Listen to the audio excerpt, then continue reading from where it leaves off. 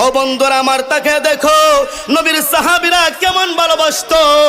আমরা তো আজকে ভালোবাসি, মুখ দিয়ে বলে আমরা নবীকে ভালোবাসি, নবীর জন্য জীবন দিতে রাজি আছি, কিন্তু যখন বাংলার জমিনের মধ্যে নাস্তিক বেঈমানগুলো আমার নবীকে নিয়ে গালি দেয়, আমার নবীকে নিয়ে বাজে মন্তব্য করে, তখন এই দেশের যারা বলে নবীকে ভালোবাসি তাদেরকে রাজপথের মধ্যে দেখা যায় না।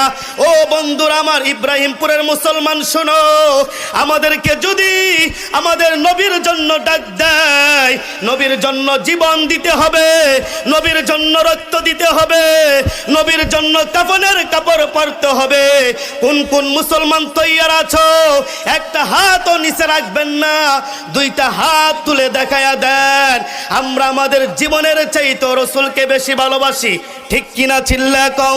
বন্ধুরা আমার, আল্লাহর পয়গম্বরের সাহাবী হযরতে বেলাল যখন অজ্ঞান হয়ে জমিনের মধ্যে পড়ে গেল, সাহাবায়ে কেরাম হযরতে বেলালের কাছে গেল।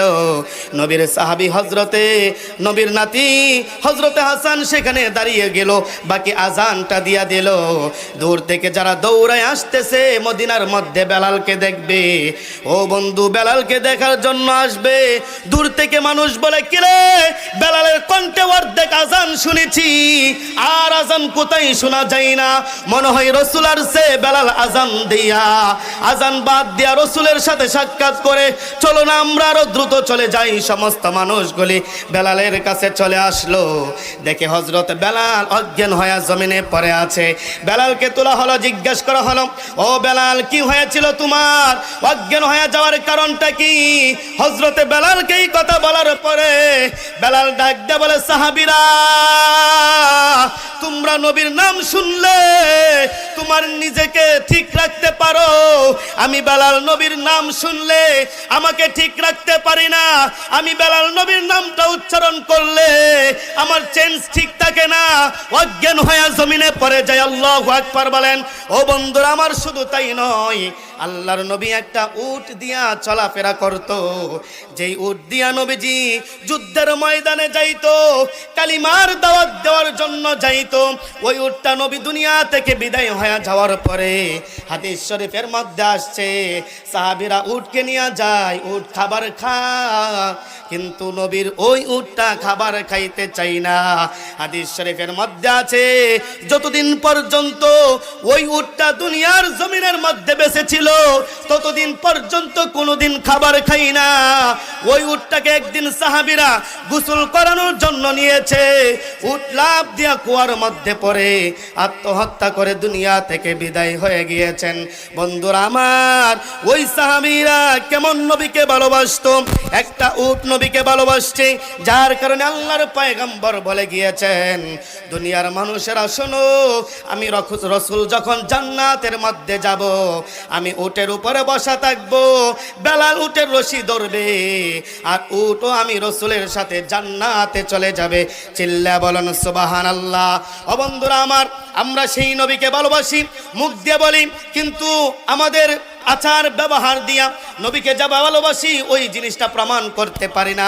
বন্ধুরা আমার, আমি আপনাদেরকে বলবো, যারা বলেন নবীকে ভালোবাসি নামাজ ছেড়ে দিয়েন না, যারা বলেন নবীকে ভালোবাসি সুদ খায়েন না, যারা বলেন নবীকে ভালোবাসি হারাম কাজের মধ্যে যায়েন না। হাদিস শরীফের মধ্যে আছে, হাসরের ময়দান যেদিন কায়েম হয়ে যাবে, ও বন্ধুরা আমার, জান্নাতীরা জান্নাতে চলে যাবে, জাহান্নামীরা জাহান্নামে চলে যাবে। আমার নবী, আপনার নবী ওই সময় ওই জাহান্নামের পারের মধ্যে দাঁড়ায় থাকবে, আর তাকায় দেখবে তার কোন উম্মত গুনাহ করার কারণে আজকে জাহান্নামে চলে যায়।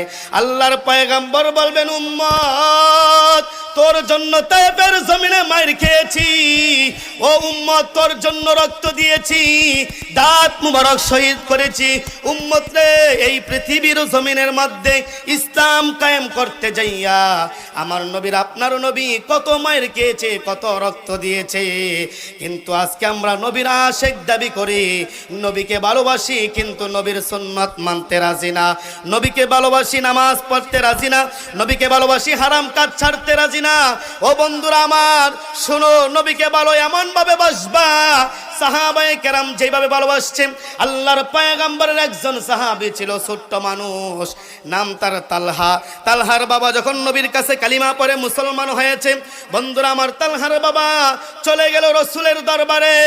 ওই তালহার বাবা যখন বাড়িতে আসছেন, ছোট্ট 7 বছরের বাচ্চাটা ডাক দিয়ে কই, বাবা গো, তুমি প্রতিদিন কোথায় যাও, কার কাছে যাও? বলে, আমি আখিরি জামানার পয়গম্বর মায়ার নবীর দরবারের মধ্যে যাই। বন্ধুরা আমার, এই কথা বলার পরে ডাক দিয়ে কই, তুমি তোমার মায়ার নবীর কাছে যাও, তোমার নবীর অনেক সংবাদ শুনেছি, অনেক সুনাম শুনেছি, নাম শুনেছি, তুমি তো আমাকে একবারও তোমার নবীর কাছে নেওয়া যাও নাই, আজকে কি নেওয়া যাওয়া যাবে? বন্ধুরা আমার, এই কথা বলার পরে আল্লাহর পয়গম্বরের সাহাবী তার 7 বছরের বাচ্চাকে নিয়ে রসুলের দরবারে চলে গেল। বন্ধুরা আমার, আল্লাহর পয়গম্বরের কাছে যাওয়ার পরে ওই 7 বছরের বাচ্চা, মাসুম বাচ্চা, নবীর দরবারে গিয়ে নবীর সামনে বসছে। ও বন্ধু আমার, 7 বছরের বাচ্চাটা রসুলের দিকে 2টা নজর দিয়ে তাকায় আছে, দুনিয়ার কোথাও তাকাই না। বাবা ডাক দিয়ে কয়, ও সন্তান, তুমি কি আমার রসুলকে পছন্দ হয়েছে? এমন ভাবে দেখতেছো, কারণ কি?